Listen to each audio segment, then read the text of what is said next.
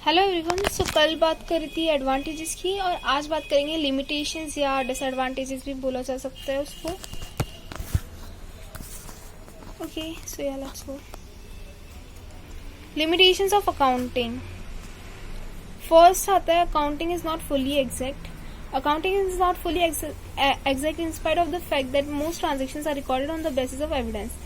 Accounting exact नहीं होती है even though उसकी जो भी most of the मतलब 95% ट्रांजेक्शन होते हैं वो on the basis of evidence he record की जाते हैं।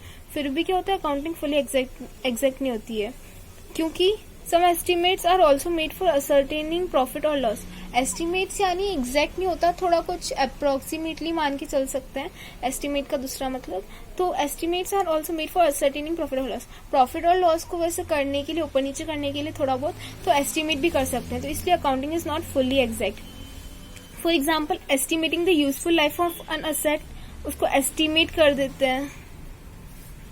एस्टिमेटेड वैल्यू मतलब अप्रोक्सीमेटली लेके चलना। Providing for doubtful debts, not realisable value of closing stock. Closing stock कब होता है, 31 मार्च को, और एक्सेट्रा। तो ये चीजें जो होती है ना, तो accounting is not fully exact, ये हमें बताती है।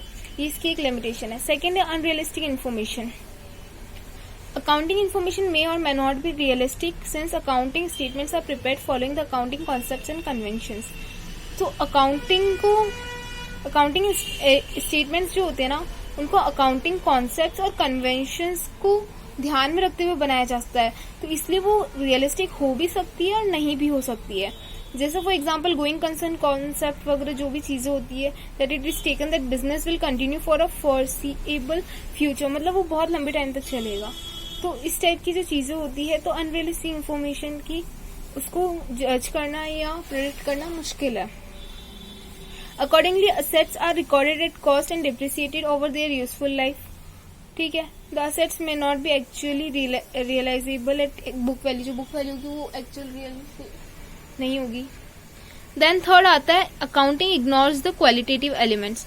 लिमिटेशंस ऑफ अकाउंटिंग में सबसे इंपॉर्टेंट आता है कि accounting ignores the qualitative elements. Quantitative में क्या होता है, प्रॉफिट लॉस वगैरह चीज आ गई, बैलेंस शीट आ गई। क्वालिटेटिव एलिमेंट्स यानी जैसे गुडविल। अब गुडविल क्या होता है, आपके पास कस्टमर आ रहा है, आप उसके साथ कैसा बिहेव कर रहे हो, आप प्यार से बिहेव करके उसको अच्छे से समझा के प्यार से उसको कन्विंस करके प्रोडक्ट बेच रहे हो आपका, तो वो एक आप अच्छी गुडविल अपनी क्रिएट कर रहे हो, अपना अच्छा व्यवहार बना रहे हो, तो उस व्यवहार को गुडविल कहते हैं।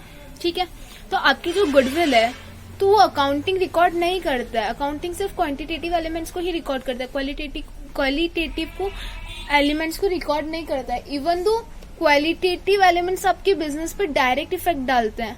अगर आप मिसबिहेव करोगे या अच्छे से बात नहीं करोगे आपके कस्टमर से, तो वो कस्टमर तो लेके नहीं जाएगा, उल्टा वो दोबारा भी नहीं आएगा। एंड तीसरा ये कि वो दूसरों को भी मना करेगा कि वहां मत जाना, उनका बिहेवियर अच्छा नहीं है, या वो कस्टमर्स के साथ रूडली बात करते हैं, या जो भी चीजें हैं। तो इसलिए accounting ignores the qualitative elements, चाहे वो आपकी गुडविल हो, चाहे वो कैसी भी स्किल्स वगैरह हो, वो अकाउंट इसको इग्नोर करता है। Accounting is confined to monetary matters only it is related to monetary matters, जो कि मनी रिलेटेड होते हैं।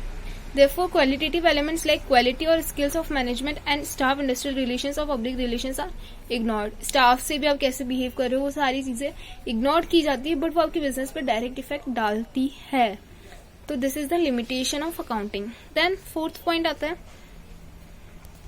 Accounting ignores the effect of price level changes. Accounting statements are prepared at historical cost.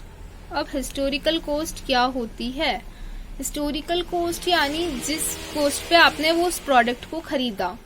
For example एक scooty है, आपने उसको 50,000 में खरीदा, तो वो उसकी एक हिस्टोरिकल कॉस्ट हो गई। और मार्केट कॉस्ट क्या होती है, वो तो कभी ऊपर जाती है कभी नीचे जाती है, तो वो चेंजेस होती रहती है। बट जो अकाउंटिंग स्टेटमेंट है वो प्रिपेयर किस पे होती है, हिस्टोरिकल कॉस्ट पे। कि एक बार आपने 50,000 पे आपने एंट्री डाल दी कि आपने 50,000 की स्कूटी खरीदी है, तो 10 साल बाद भी अगर आप उसकी वैल्यू डालोगे तो 50,000 ही डलेगी। मार्केट वैल्यू इसमें रिकॉर्ड नहीं होती, इसमें ये प्रिपेयर्ड किससे होती है, हिस्टोरिकल कॉस्ट से। तो money is a measurement unit, changes in value frequently, और money as a measurement unit है तो वो फ्रिक्वेंटली चेंज होती रहती है ना, अपन ने खुद ने देखा है। यहाँ पे सब्जियों के भाव एक जैसे नहीं टिकते तो फिर स्कूटी वगैरह तो बहुत बड़ी चीज हो जाती है.